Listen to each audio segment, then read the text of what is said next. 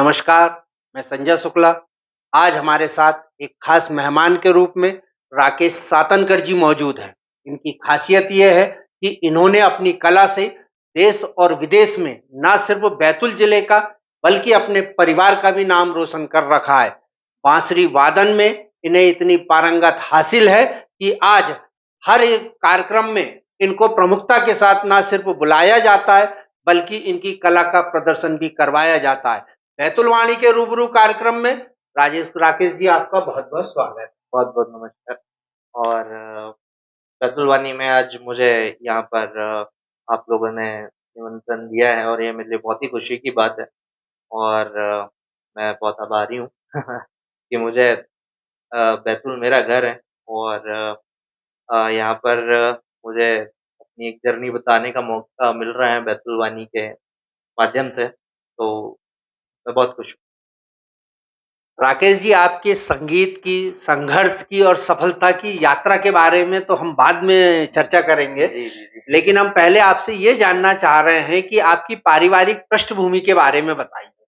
अ अ, मेरा जन्म सारणी में हुआ है और मैं बहुत मिडिल क्लास फैमिली से ही बिलॉन्ग करता हूँ और मेरे माता-पिता हैं, घर में 2 बहन हैं, 1 भाई है और मेरे जो बड़े भाई हैं, वो भी कला के क्षेत्र में ही फ़ोटोग्राफ़र है और उनका वर्ल्ड के टॉप 10 में अभी नाम आता है, तो ये सिलसिला ऐसे ही चलता जा रहा है।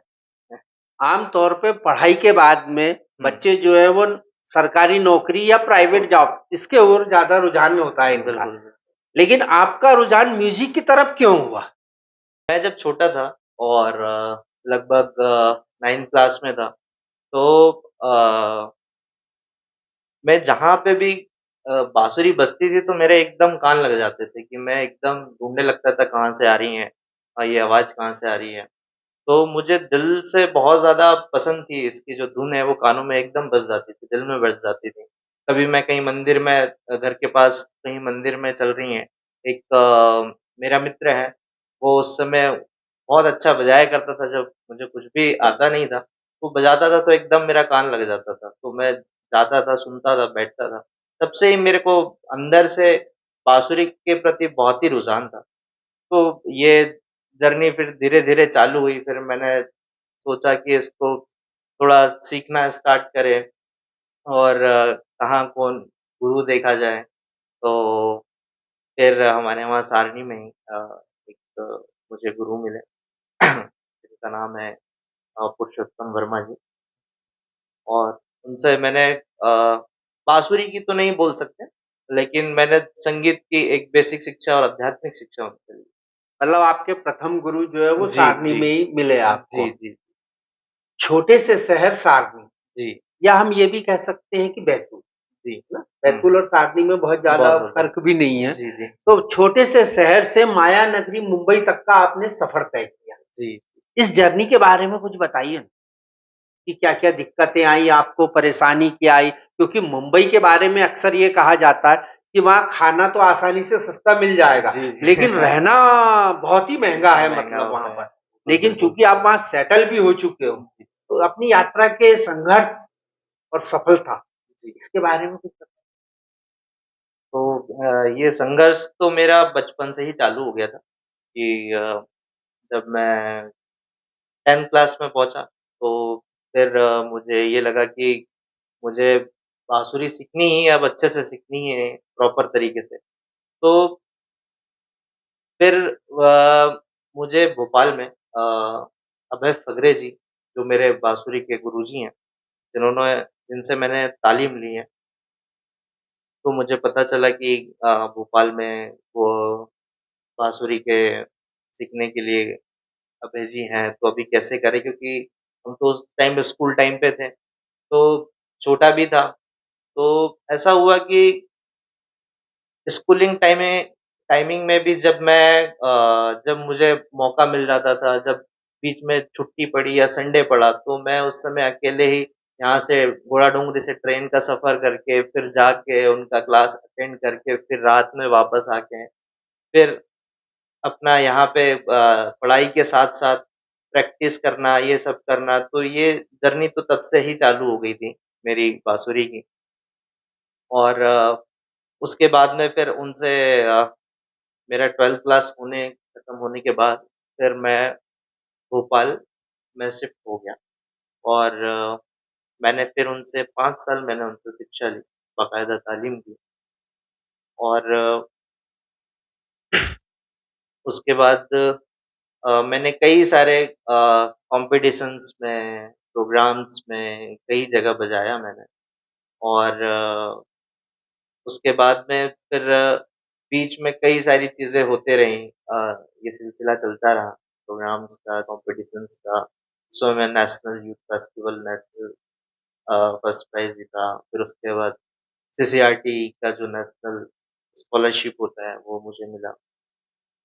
फिर उसके बाद मुझे लगा कि अब यहाँ से और आगे की तरफ देखना चाहिए क्योंकि बॉलीवुड की तरफ भी रुझान था मेरा। तो मेरी शास्त्रीय संगीत की शिक्षा यहाँ पे 5 साल पूरी होने के बाद फिर मुझे मुंबई जाने का एक सपना होता है कि वहाँ जाना है, बॉलीवुड में काम करना है, तो वो सब रहा। बाकी उसके बाद कोविड आ गया। जब कोविड आ गया तो फिर मैं थोड़ा-सा उस समय तो सब बड़ी भाग-दौड़ थी, आपको भी पता ही है। तो उस समय मैं फिर उस टाइम पे मुझे एक बहुत ही अच्छा अवसर आया कि मुझे रामदेव बाबा के यहाँ से कॉल आया है कि आप यहाँ सेवा देने के लिए इच्छुक हैं। तो मैंने कहा कि बिल्कुल इससे बड़ी बात और क्या हो सकती है। तो फिर मैं पतंजलि हरिद्वार में वहाँ पे उनके अ, आश्रम में रहा और वहाँ उनका जो मॉर्निंग का जो सेशन होता है आस्था वो एनडीटीवी के लिए योगा का, उसमें मैं फ्लूट बजाता था वहाँ पे। तो इस तरीके से मेरी वहाँ पे मैंने सेवा दी और उसके बाद में मेरा ये लगभग 1 साल का वहाँ का कार्यकाल रहा। उसके बाद फिर मैं मुंबई की तरफ निकल मुंबई के। इस यात्रा में संघर्ष की जैसे हमने बात करी थी, हुँ, ये तो सिर्फ़ यात्रा बताई जी, और बीच में कोविड भी आ गया जैसे आपने जी, ये भी जी, बताया। जी। तो ऐसा भी हुआ होगा कि मैं जो इस रास्ते पे चल रहा हूँ, मन में विचार आया था जी, क्या जी, कि जी। अब सब छोड़ देना चाहिए क्योंकि इधर कोविड भी आ गया, इधर काम भी नहीं मिल पा रहा जी, है। जी। उस दौर में कुछ लोगों ने मज़ाक भी उड़ाया होगा जी, अपने जी। क्योंकि देखिए अपना हिंदुस्तान है ये, जी, है जी, ना? जी। यहाँ तो कुछ बाद में हो, जी, जी। अगर हो गया तो ताली बजाने तो सब आ बिल्कुल, जाएँगे। बिल्कुल, बिल्कुल। लेकिन जब तक आपका संघर्ष रहेगा, जब तक तो वो तो ऐसे कुछ टाँग खींचने वाले लोग भी होंगे। बिल्कुल, बिल्कुल, तो उस बिल्कुल। संघर्ष के बारे में बताइए ना आपका जो आप हम चर्चा कर रहे हैं आप और जी, हम। जी। इस पॉडकास्ट को जब लोग देखेंगे, तो उनको ये लगना चाहिए यार कि कोविड जैसी महामारी, है ना? उसके बावजूद राकेश सातनकर जी ने अपना संघर्ष नहीं छोड़ा। इतने प्रॉब्लम आने के बाद भी, समस्या आने के बाद भी, ऐसा कोई संघर्ष बताओ ना जिससे कि लोग मोटिवेट हों? जी। तो मैं इसके लिए एक अ, छोटा-सा किस्सा भी सुनाता हूँ कि सुनाइए, सुनाइए।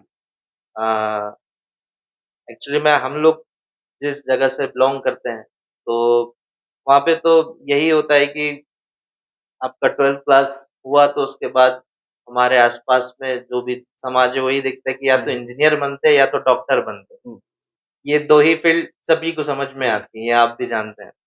तो इस बीच से निकल के ये एक अलग तरीके की फ़ील्ड चूज़ करना ये मेरे लिए बहुत बड़ा संघर्ष था और ये बहुत टाइम तक एक्सेप्ट नहीं किया, मेरे घरवालों ने भी नहीं किया, हुँ, आस-पास के लोगों ने भी नहीं किया। उनका यही कहना था कि ये क्या होता है, बाँसुरी बजाना कोई प्रोफ़ेशन थोड़ी होता है, ये तो हॉबी होती है। हुँ, ये तो पढ़ाई के साथ-साथ भी हुँ। चल के ये चीज़ें हो सकती है, कर सकते हैं आप। तो यानी कई लोग यानी विरोध घर से ही शुरू हुआ। हाँ, घर से भी था हुँ, कि ये क्या है तुम लेके घूमते रहते हो, बजाते रहते हो, जब देखो तब बाँसुरी बजानी है। तो ये उसके बाद में फिर ये था कि फ्रेंड सर्कल में भी वही चीज़ थोड़ी-सी होने लगी और फैमिलीज़ में भी होने लगी कि भई ये क्या कर रहे हो? हुँ, तो ये संघर्ष उस टाइम से ही चालू हो गया था मेरा। तो कई बार बहुत मन निराश भी हुआ हुँ, कि अभी इस समाज को कैसे समझाया किस-किस को जाए, जवाब दें? किस-किस को जवाब दिया जाए। हुँ, बाकी मैं फिर भी शांत था क्योंकि मैं अंदर से मेरा प्रेम और तपस्या बहुत ही ज़्यादा थी हुँ, हुँ, बाँसुरी के लिए। हुँ, हुँ। राकेश जी, जैसे आपने आपके संघर्ष की कहानी बताई, जी, निश्चित रूप से मोहल्ले, पड़ोस वाले, दोस्त जी।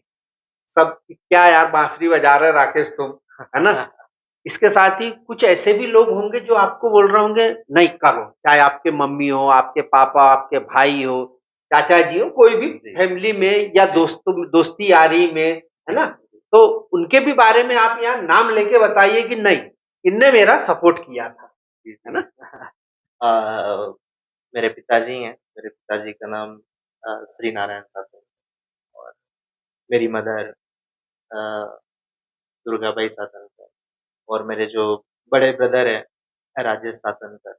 तो मेरे बड़े भाई का भी मुझे बहुत सपोर्ट रहा है और अभी भी मेरा मुझे उनका मेरे लिए अभी भी सपोर्ट हमेशा ही रहता है और बाकी जिन्होंने भी मुझे बहुत आगे बढ़ने के लिए बहुत ज़्यादा हमेशा पुश किया है, तो उसमें कुछ नाम है जैसे कि हमारे गुरुजी तो है ही क्योंकि उन्होंने ही सब कुछ दिया हुआ है और एक राकेश श्रीवास्तव जी हैं और हमारे बॉम्बे में तेजस विंचुरकर हैं, जो मेरे गुरु भाई भी हैं। उनका मुझे बहुत सपोर्ट रहा है, बॉम्बे में रह के भी। उन्होंने मेरा बहुत सपोर्ट किया है और कई सारे लोग हैं, जो सपोर्ट के लिए भी हैं और अभी तो ऐसा है कि अभी तो लगभग सभी सपोर्ट करते हैं क्योंकि हाँ, अभी चीज़ें अच्छी चल रही चीज़ें हैं। अच्छी चल रही जी, हैं। भारतीय शास्त्रीय संगीत में जी, बाँसुरी का कितना महत्व है? एक प्रश्न। दूसरा ये कि युवा शास्त्रीय संगीत से आकर्षित हो, इसके लिए क्या होना चाहिए आपके हिसाब से? इन 2 प्रश्नों का आप बताएँ। जी। तो एक्चुअली में पहले जो बाँसुरी थी, हुँ, वो फ़ोक म्यूज़िक में ही यूज़ की जाती थी। फ़ोक हुँ, म्यूज़िक में ही उसका सबसे ज़्यादा ट्रेंड रहा है। बट इसको हमारे यहाँ आप भी जानते ही हैं सुप्रसिद्ध और विश्व-विख्यात बाँसुरी वादक पंडित हरिप्रसाद चौरसिया जी। इसको एक क्लासिकल म्यूज़िक में एक चरम सीमा तक पहुँचाने में उनका ही नाम है, क्योंकि उन्होंने उसमें शास्त्रीय संगीत को पिरो दिया है। हुँ, पहले तो हम फ़ोक के रूप में ही यूज़ करते थे और शास्त्रीय संगीत के लिए ये बहुत ही बड़ी उपलब्धि है, क्योंकि एक इंस्ट्रूमेंट का जैसे कि हम संतूर की बात करते, पहले संतूर को भी हुँ, क्लासिकल इंस्ट्रूमेंट नहीं माना जाता था। हुँ। बट शिव कुमार अ, शर्मा जी ने उनको एक नई पहचान दी। तो इसी तरीके से शास्त्रीय संगीत करना बहुत ही ज़रूरी है और बाँसुरी के लिए भी उतना ही ज़रूरी है जितना गायन के लिए है और जितना अदर इंस्ट्रूमेंट गिटार हो गया, सभी चीज़ के लिए। युवा शास्त्रीय संगीत जी, के प्रति आकर्षण पैदा हो युवाओं में, जी। इसके लिए क्या होना चाहिए? क्योंकि आज हम देख रहे हैं जो पाश्चात्य हुँ, म्यूज़िक आ हुँ। गया है, पाश्चात्य जी, संस्कृति के साथ में, लोग वही ज़्यादा पसंद कर रहे हैं। जी, लेकिन अब चूँकि हमारे सामने शास्त्रीय संगीत के ज्ञाता कह लो जी। या कलाकार कह लो, आप जैसे शख्सियत बैठी हुई है, तो आप इस प्रश्न का बेहतर तरीके से जवाब दे सकते हो क्योंकि युवाओं का आपको क्या लगता है युवाओं का शास्त्रीय संगीत के प्रति रुझान है या नहीं? मैं जितना देख पा रहा हूँ कि अभी काफ़ी सारे कॉन्सर्ट्स हम लोग कर रहे हैं, बाहर भी कर रहे हैं और इंडिया में भी, अब्रॉड में भी कर रहे हैं। तो शास्त्रीय संगीत जड़ है, पूरे म्यूज़िक की जड़ है संस्कृत। तो वो सीखना बहुत ज़्यादा ज़रूरी है और अभी हम अगर टाइम के अकॉर्डिंग बात करें कि नई जनरेशन का कैसा रुझान बढ़े, हुँ, हुँ। तो उसके लिए अभी कई तरीके के संगीत हो गए हैं, कुछ फ्यूज़न कर रहे हैं, हुँ, कुछ पॉप म्यूज़िक कर रहे हुँ, हैं, कई तरीके के वैराइटीज़ हो गए हैं। तो हम लोग अभी सबसे पहली बात तो ये है कि जो हमारे नए युवा लोग हैं, तो इनको पेशेंस की थोड़ी कमी है। मैगी टाइप का है, बस डाला बस डाला और तुरंत बन बनाया जाए। बस। तो ये ये पॉसिबल नहीं है क्योंकि ये सिर्फ़ संगीत संगीत नहीं है, संगीत साधना है हुँ, और ये बिना तपस्या के हो नहीं सकता। और आजकल लोगों के पास धैर्य खत्म धैर्य हो गया। खत्म हो चुका है। तो मैं चाहूँगा कि नए युवा पीढ़ी जो है, वो धैर्य रखें और ये ना सिर्फ़ संगीत की बात है, हम किसी भी फ़ील्ड की बात बिल्कुल। कर सकते हैं, चाहे आप एक अच्छे डॉक्टर हाँ, हो हाँ, या बिल्कुल। चाहे आप एक अच्छे इंजीनियर हो। अगर आपको प्रिसाइज़ली काम करना है, तो आपको उसके लिए इतना रिसर्च करना ही पड़ेगा और कोई शॉर्टकट नहीं है। और जैसे कि आप देखते होंगे ठीक है, अभी इंस्टाग्राम और ये हुँ, सब का चलन बहुत ज़्यादा चल रहा है कि कभी-कभी रातों-रात हुँ, लोग फ़ेमस हो जाते हैं, कई सारी चीज़ें, तो इससे भी युवा लोगों के अंदर में हुँ, एक मोटिवेशन होता है कि हुँ, हम लोग उनको लगता है कि ये बहुत चीज़ें शॉर्टकट है, शॉर्टकट। बट ये बहुत लंबे चलने वाली चीज़ें नहीं होती है, कि ये तो ऐसा है कि हवा की तरह आया और चला जाता है। बाकी अगर आपको लंबा टिकना है, तो उसके लिए आपको तपस्या तो करना ही पड़ेगा, करना ही चाहे वो पड़ेगा, संगीत हो, चाहे कोई भी कोई भी चीज़ हो, काम। कोई भी आपके फ़ील्ड हो। आपके अनुसार एक जी, अच्छे या बेहतरीन बाँसुरी वादक की क्या पहचान होती है? ये ये तो थोड़ा कठिन सवाल है फिर मेरे लिए, बट हाँ, मेरे एक्सपीरियंस से और मेरे गुरु की शिक्षा से और जितना मैंने बड़े-बड़े दिग्गजों के साथ में मैंने जिन जिनसे सीखा है और मैं हमेशा ही सीख रहा हूँ और आज भी सीख रहा हूँ। मैं आज भी एक स्टूडेंट हूँ। हुँ, मैं अभी भी कलाकार नहीं हूँ बहुत बड़ा, हुँ, हुँ, मानता नहीं हूँ अपने आप को। तो मुझे लगता है कि अगर आप बाँसुरी की बात करें, तो सिर्फ़ उँगलियाँ तेज़ चलाना एक अच्छा कलाकार की पहचान नहीं हो सकती। आप आप सुरों को कितने कितने प्यार से और साधना से, तपस्या से उसको आप आपकी बाँसुरी में निकाल सकते हैं, दिल से निकाल सकते हैं कि आपने एक छोटी-सी धुन भी बजाई और वो कनेक्ट कर गई। कनेक्ट कर लें। मैं चाहता हूँ कि एक अच्छा कलाकार वही है, जो नॉन म्यूज़िशियंस लोगों को भी, श्रोता लोगों को भी अफ़ेक्ट कर दे, कि जिनको संगीत की समझ भी ना हो। हुँ, मतलब ये वैसी ही बात है कि हुँ, अगर जो अच्छा है तो अच्छा दिखेगा ही। दिखेगा ही भले सही। ही किसी को म्यूज़िक की नॉलेज ना हो, हुँ, बाकी कुछ अच्छा कान में सुनाई पड़ रहा है तो उसको भी लगेगा कि वाह! कुछ तो अच्छा हो रहा कुछ है। और बिना मेहनत के अच्छा हो नहीं सकता। डेफ़िनेटली वो तो पॉसिबल ही नहीं है। तो ये एक तो बाँसुरी ऐसा वाद्य है कि ये गला नहीं है, तो हुँ, हम हमारे जो साँस के माध्यम से हुँ, ये आप समझ लीजिए कि दिल की बात फेंक रहे हैं, ठीक है। बाँसुरी के माध्यम से। जैसे वर्तमान में सभी लोगों की लाइफ़स्टाइल बहुत फ़ास्ट हो गई जी, है और आप चूँकि मुंबई में सेटल हो गए। जी, मुंबई के बारे में तो ये कहा जाता है कि मुंबई सोती-च नहीं है। जी, जी। ऐसे समय में आप वहाँ इतने भीड़-भाड़ वाले जगह पे रह रहे हो, तो रियाज़ के लिए आप कैसे समय निकाल पाते हो और कितने घंटे का समय निकालते हैं? क्योंकि बाँसुरी भी वादक अगर आप हैं, तो वो भी प्रैक्टिस अभ्यास तो जी, जी, माँगती होगी बिल्कुल, बिल्कुल, बिल्कुल, है ना? बिल्कुल। क्योंकि चूँकि ये ऐसी चीज़ है कि इसमें फ़िज़िकल प्रैक्टिस होना भी उतनी ही ज़रूरी है और ये मुझे लगता है कि ये सारे फ़ील्ड के लिए ही उतनी वैल्यूएबल बात है, क्योंकि अगर आप एक स्पोर्ट्समैन की बात कर लें या आप एक म्यूज़िशियन तो ठीक है ही। चाहे जैसे छोटी-सी बात कहूँ तो जिम वाली बात अगर मैं कर लूँ, अगर नए लोगों को समझ में आए, तो हुँ, अगर हुँ, आप 4 दिन जाओ और 5वें दिन छोड़ दो तो आपको बॉडी समझ में आ आ जाती है। जाती है। तो वैसे ही ये है कि अगर आप एक दिन भी अगर आपकी फिंगरिंग का रियाज़ नहीं हुआ है, तो हुँ। कहीं न कहीं आप 2-4 दिन पीछे चले जाते हैं। फिर आपको उतना ही फ़ील करने के लिए उतना ही टाइम लगता है। राकेश जी, आपको पहला मंच आपकी कला का प्रदर्शन करने का कहाँ मिला था? अ, पहला मंच तो मैंने सबसे पहले हमारे यहाँ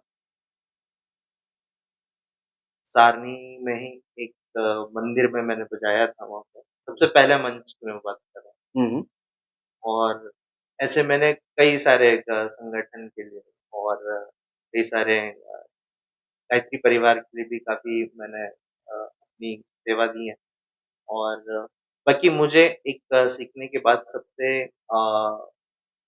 मुझे जो लगता है कि जो एक आर्टिस्ट का एक ड्रीम होता है, सपना होता है, जैसे कि मैं जब 12th क्लास में था, तो मैंने भारत भवन में एक हरिप्रसाद जी और शिव कुमार शर्मा जी की जुगलबंदी थी। तो मेरा बोर्ड का एग्ज़ाम था, तब भी मुझे एक गैप मिला था। एक दिन का तो मैं वो सुनने के लिए पहुँच गया था। और भारत भवन जो है, वो बहुत ही अ, आप ये समझिए कि कलाकार के लिए बहुत बहुत ही बेहतरीन जगह है, बेहतरीन है, जैसे मतलब अपने यहाँ एक रवींद्र भवन है भोपाल जी, में। हाँ, तपस्या की जगह है, वहाँ पे जी। बड़े-बड़े आर्टिस्टों की एनर्जी है, ये हुँ, हम मानते हैं उस जगह को। हुँ, तो मुझे सबसे पहला मौका वहाँ पे मिला था बजाने के लिए सोलो, शास्त्रीय संगीत में, हुँ। सोलो परफ़ॉर्म करने के लिए मिला था। तो वो मंच मेरे लिए सबसे पहले बहुत मायने इम्पोर्टेंट था, रखता है वो। मायने रखता था। जहाँ पे सब सुनकार लोग बैठे हों, मेरे गुरुजी सामने बैठे हों, तो वो मेरे लिए बहुत अलग एक्सपीरियंस था पहली बार। तो राकेश जी, आपने ये भी बताया कि आपको पहला मंच कैसे मिला था। आपने अपने संघर्ष की यात्रा भी बताई। जी, लेकिन अब हम एक ऐसा प्रश्न पूछने वाले हैं, इस प्रश्न में आपकी कला का प्रदर्शन ना सिर्फ सारनी, बैतूल जिला, मध्य प्रदेश, देश बल्कि दुनिया ने देखा था। जी, आप अंबानी परिवार के वैवाहिक समारोह में अनंत अंबानी की जो विवाह हो जी, रहा जी। था, उसमें आपकी कला का प्रदर्शन हुआ था। तो हम ये जानना चाह रहे हैं कि आपने प्रदर्शन तो किया, निश्चित रूप से इतने बड़े घराने में आपको मौका मिला था, तो कहीं जी, न कहीं प्रोग्राम के पहले धुक-धुकी भी रहती है थोड़ी बहुत। लेकिन इसके साथ जब आपका कार्यक्रम सफल हो के और आप बाहर निकले होंगे, तो आपने आलोचकों को मुँह तोड़ जवाब भी दे चुके थे, जो आपकी बुराइयाँ कर रहे थे कि क्या बाँसुरी को लेके समय बर्बाद कर रहे हो। इसके साथ ही जब आपका कार्यक्रम सफल हुआ, सब कुछ आप कैसा महसूस कर रहे थे, हम वो जानना चाह रहे हैं आपसे। तो वो बताइए आप तो ब और वहाँ कैसे पहुँचे थे? जी। अंबानी जी के यहाँ तो अंबानी जी के यहाँ पे ये मेरा दूसरी बार अवसर था। ये विवाह समय अंतराल में ही मैं एक बार उन्होंने अपने यहाँ एंटीलिया में मुझे पर्सनली सोलो के लिए भी बुलाया था। और ये शादी समारोह में तो मैं सुखविंदर सिंह जी के साथ में परफ़ॉर्म करने गया था। तो ये तो मेरे लिए बहुत ही बेहतरीन एक्सपीरियंस था और ब्लेसिंग्स थी बहुत बड़े लोगों की, बस मैं इतना ही कहना चाहूँगा। अभी तक आपने किन-किन कलाकारों के साथ मंच साझा कर चुके हो? अ, काफ़ी सारे बड़े नाम हैं और जैसे कि सुखविंदर सिंह जी, सोनू निगम जी, मोहम्मद इरफ़ान, दर्शन रावल, श्रेया घोषाल, तो ये सब बड़े नाम हैं जिनको मैं बचपन से सुनता सुनता आया आ रहा हूँ था। और उनके पर्दे साथ में पे मुझे देखते ब आ रहे थे। पर्दे पे देखते आ रहा हूँ और उनके साथ मुझे बजाने का अवसर मिला। ये मेरे लिए एक सौभाग्य की भी बात है और ये मैं चाहूँगा कि ये एक डेडिकेशन की भी बात है कि मुझे लगता है कि जो आप ठान लेते हो एक ना एक दिन होता है ज़रूर। होता है। भले इसलिए आप लगे रहो। आपने अपनी प्रतिभा का प्रदर्शन कुछ फ़िल्मों में भी किया है, जी, उसके बारे मैंने में मैंने बताएँ? कुछ अभी अपकमिंग एक मूवी आक्रोश आ रही है, उसमें भी मैंने अपना म्यूज़िक दिया है और एक कुरुक्षेत्र करके वेब सीरीज़ आई हुई है, उसमें भी मेरा म्यूज़िक है फ्लूट का। तो इस तरीके से कई सारी सीरीज़, वेब सीरीज़ में मैंने म्यूज़िक दिया फ्लूट आप इंडियन आइडल में भी प्रमुख कलाकार के रूप में का। अपनी बाँसुरी का प्रदर्शन जी, कर चुके हो। जी, इसके साथ ही आपका एक बैंड भी जी, है ना? जिसमें आप सब लोग मिलके करते हो, जी। तो उसके बारे में भी बताइए? इंडियन आइडल में मेरा बहुत ही कमाल एक्सपीरियंस रहा क्योंकि ये जो एपिसोड था तो ये लता जी के रिमेम्बरिंग के लिए बनाया हुआ था। तो जिसमें कि वहाँ पे जो म्यूज़िशियंस थे वो ऐसे म्यूज़िशियंस थे जिन्होंने लता जी और रफ़ी जी के साथ में काम किया हुआ है, ओरिजिनल्स गाने में बजाया हुआ है। तो ये मेरे लिए बहुत सौभाग्य की बात थी कि मैंने उन लोगों के साथ में काम किया और उसे बहुत अच्छे तरीके से निभाया।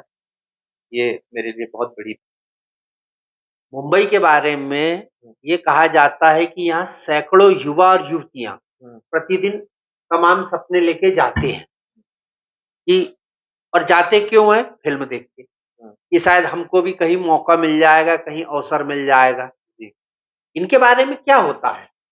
आप भी एक सपना लेके गए थे मुंबई, जी, आपको सफलता मिली। जो लोग प्रतिदिन जाते हैं, इनको जी। आप क्या कहना चाहेंगे? मुंबई मुझे लगता है कि मुंबई वैसे तो आप लोग जानते ही हैं कि महानगरी है और मुंबई हमको जम गई आपने शायद गाना भी सुना हाँ, होगा ये। तो ये सत्य बात है कि वो ऐसी नगरी है कि अगर आप आपकी कला अगर उसको समझ में आ गई तो आपको कितना मिलेगा ये आपको भी नहीं पता। और वहाँ पे कलाकारों की कद्र है, वहाँ पे वो वैल्यू मिलती है, इसलिए लोग वहाँ पे जाना, स्ट्रगल करना और वहीं से निकलते हैं और पूरे वर्ल्ड में नाम होता है।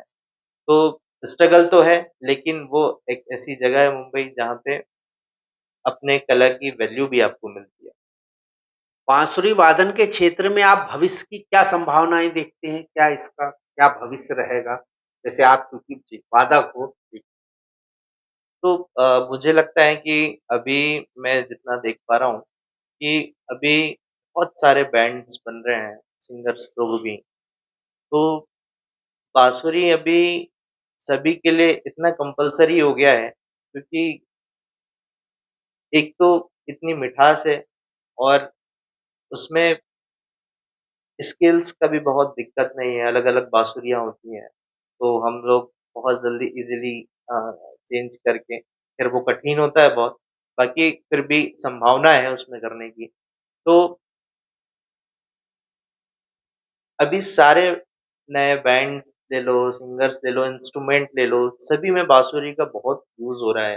म्यूज़िक मूवीज़ में, वेब सीरीज़ में, बैकग्राउंड के लिए, सभी के लिए बाँसुरी बहुत ज़्यादा फ्री हो गई हैं। तो मुझे लगता है कि और अभी एआई से भी पॉसिबल नहीं हो पा रहा है कि वो चीज़ दे पाए, क्योंकि आप तो जानते हैं एआई का भी ज़माना है, बहुत ज़्यादा स्ट्रॉन्ग हो गया है। तो हुँ, कई इंस्ट्रूमेंट तो आपको समझ में भी नहीं आएँगे कि ये लाइव बजे हैं कि एआई से क्रिएट किए गए हैं।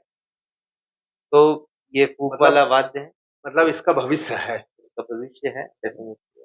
आने वाले समय में आपके कौन-कौन से प्रोजेक्ट रहेंगे जिन पे आप काम कर रहे हो?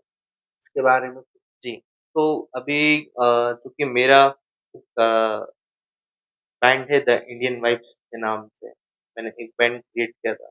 उसमें मेरे बहुत ही अच्छे म्यूज़िशियंस लोग हैं, मेरे फ्रेंड्स भी हम लोगों ने इसपे बहुत मेहनत की है और अभी हम लोग इसपे कुछ खुद का म्यूज़िक बनाने की हमारी कोशिश जारी है। हम वर्तमान में जैसे आपने बताया एआई, हुँ, सोशल मीडिया का जी, दौर है, थोड़ी-सी हमने चर्चा भी करी थी। यहाँ हम देखते हैं कि लोग रातों-रात कलाकार बन जाते हैं, हुँ, है ना? फिर उनके पास भीड़ भी बहुत लग जाती है। जैसे वो एक भीख माँगने वाली महिला आई थी, फिर हुँ, वो हिमेश रेशमिया जी ने उनसे हुँ, कुछ रानू नाम ऐसा कुछ था उसका। रानू मंडल। हाँ, फिर उससे गाने-वाने भी गा आज देखो उसका पता ही नहीं है ना? तो आप क्या मानते हो कि सोशल मीडिया कलाकार पैदा तो कर देता है, ये तो बात बिल्कुल जी, सही, लेकिन इनका भविष्य रहता है क्या? ऐसा है कि अभी सोशल मीडिया का ज़माना है, तो ऐसे बहुत सी चीज़ें हैं कि आती हैं और गुब्बारे की तरह आती हैं और खड़ जाती हैं, चली जाती तो बस ऐसे ही है ना? कोई बहुत ज़्यादा भविष्य रहता नहीं है नहीं, नहीं, इनका, नहीं, है ना? बिल्कुल। और मैं एक बात और कहना चाहूँगा कि मुझे लगता है कि सोशल मीडिया जितना खतरनाक है, उतना ही बहुत अच्छा भी है।